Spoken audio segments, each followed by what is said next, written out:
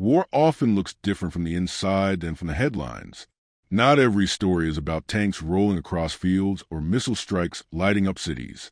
Some of the most decisive moments unfold in silence, in ruined villages, abandoned barns, or forests where shadows hide men whose names will never make it to newspapers. That was the world of Gray's group, a small team of Ukrainian special forces, tasked with missions that seemed simple on paper but could decide the fate of hundreds on the front lines. Their latest assignment: infiltrate enemy-held territory, confirm intelligence about a planned assault, and, if possible, disrupt it before it began. The intelligence reports were clear. Russian units were preparing something big. Weeks of troop movements, hidden supply convoys, and stockpiles of ammunition pointed toward a coordinated attack. If that offensive struck Ukrainian lines unchallenged, it could shatter defenses and cost lives on a massive scale. Gray, a veteran with a reputation for calm under fire, led his 6 men across the line. They moved at night, their route mapped carefully to avoid detection. Every step was planned. Fallback positions, radio silence codes, even hand signals rehearsed until instinctive. To outsiders it might seem obsessive, but in operations like these, survival depended on details. The group entered a deserted village. Sagging fences, windows shattered, furniture rotting in place. It felt empty, but too empty. Gray's instincts prickled. He scanned a barn door hanging ajar. Inside, nothing, just rusted tools. But still, something was wrong. They pushed on, establishing observation posts. 2 men took rooftops. The rest hid in the cellar with thick walls. The night dragged on. Hours passed with only the sounds of wind and the distant bark of dogs. Then movement. Shadows along the tree line. Figures slipping between ruins with practiced caution. Gray's suspicion was confirmed. The enemy wasn't just nearby. They were already here. The first glimpse of enemy silhouettes confirmed Gray's worst fear. This wasn't coincidence. The Russians were already inside the village, moving cautiously, as if they had rehearsed every step.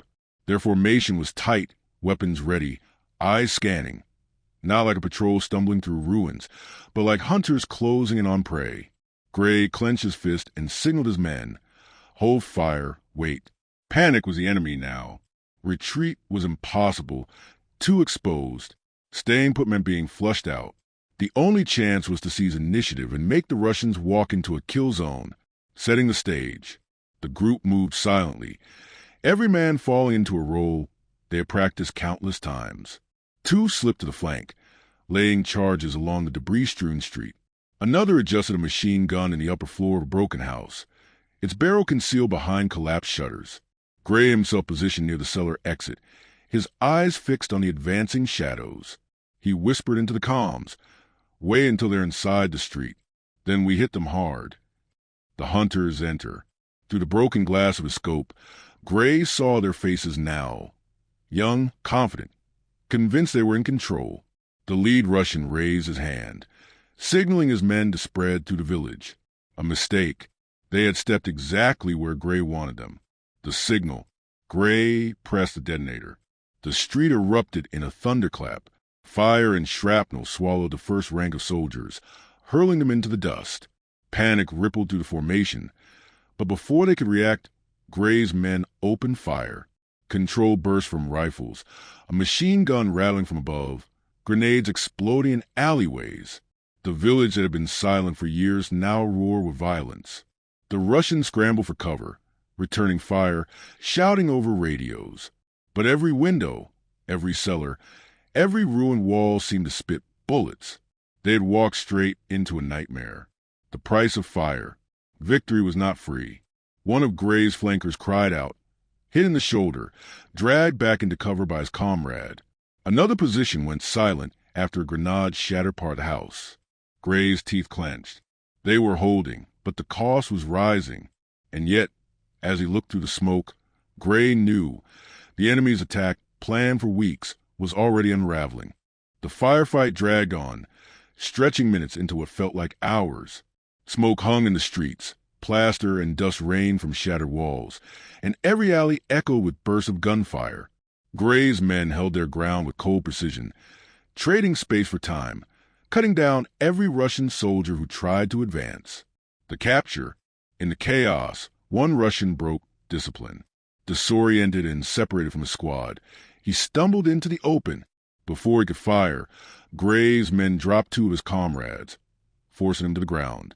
Cornered, he threw his rifle aside and raised his hands. In the middle of a burning village, they had their prisoner, dragged into the cellar. The man shook with fear.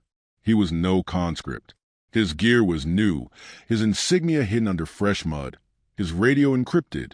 Under the pressure of darkness, the chaos above, and Gray's unblinking stare, he finally cracked. His words cut through the silence. "We knew you would come this way. We were told to wait here. Your route, it was given to us." The doubt spreads. Gray's men exchanged glances.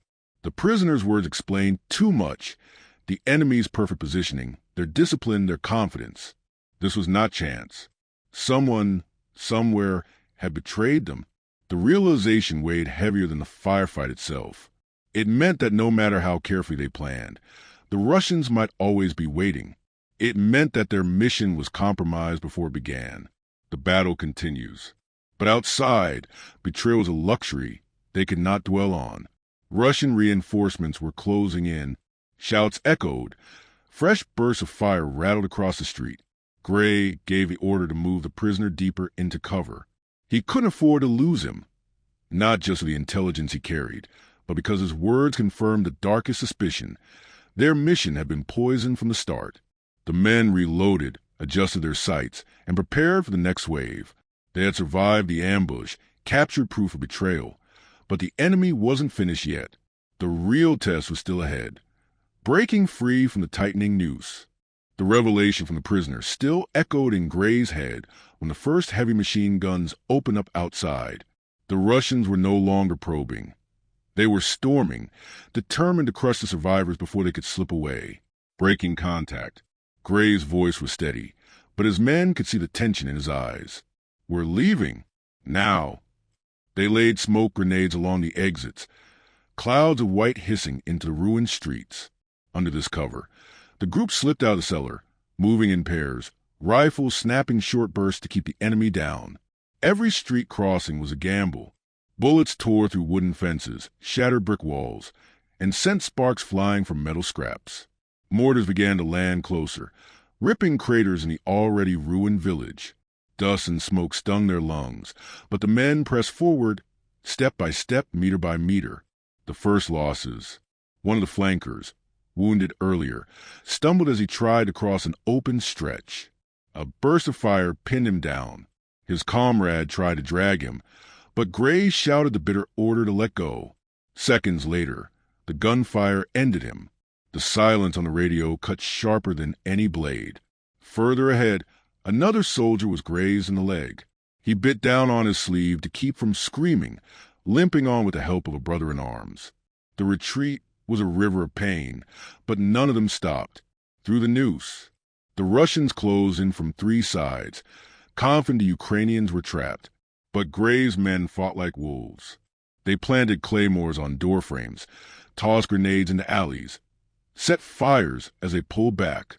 Each explosion slowed the pursuit, bought seconds to breathe, to reload, to run. At the edge of the village, the ground opened into wide fields. Russian machine guns waited in tree lanes ahead. Gray belly crawled through the mud, sighted his rifle, and dropped one gunner with a single controlled shot. That was a signal. The group surged forward, sprinting low, dragging the wounded, lungs burning, hearts pounding. The price of survival. When at last they reached the shelter of the woods, the men collapsed into cover. Silence returned, but this silence was heavy. The group was half the size it had been when it entered the village. Faces missing. Radios dead. Gray counted the survivors, his expression carved in stone. The mission was accomplished. The Russian attack, prepared for weeks, was broken. But the cost? The cost was written in blood on the ruins they had left behind.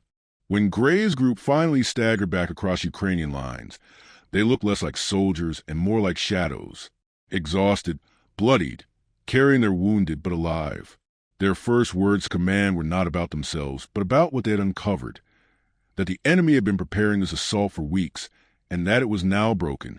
Without their intervention, Ukrainian defenses could have been shattered. The investigation. But along with their report came a darker truth. The prisoner they had captured insisted the Russians knew their route in advance. That meant there had been a leak.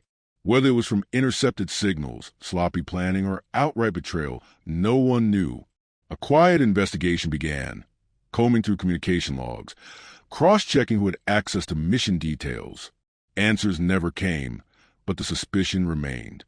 For Gray, this was the hardest part. Fighting the enemy in the ruins was one thing, but fighting the possibility of betrayal among your own was another. It cast a shadow over the mission, a reminder that trust could be as fragile as any wall on the battlefield. The price paid. The mission was hailed as a success, but every man in Gray's group knew the price. Friends did not return. Call signs would never answer again. Around the campfire, when younger soldiers asked Gray how they had managed to stop such a massive attack, he always gave the same answer. We stopped it, but we paid for it. The legacy, the story of Gray's group spread quietly through the trenches, not as a tale of glory, but as a lesson that even victories carry scars, that silence and betrayal can be deadlier than bullets, and that sometimes a handful of men can change the course of a battle at unimaginable cost. It became a story told in hushed voices, passed from soldier to soldier, not just of courage, but of sacrifice. A reminder that in war, the line between triumph and tragedy is often measured not in kilometers gained, but in the names of those who never came home.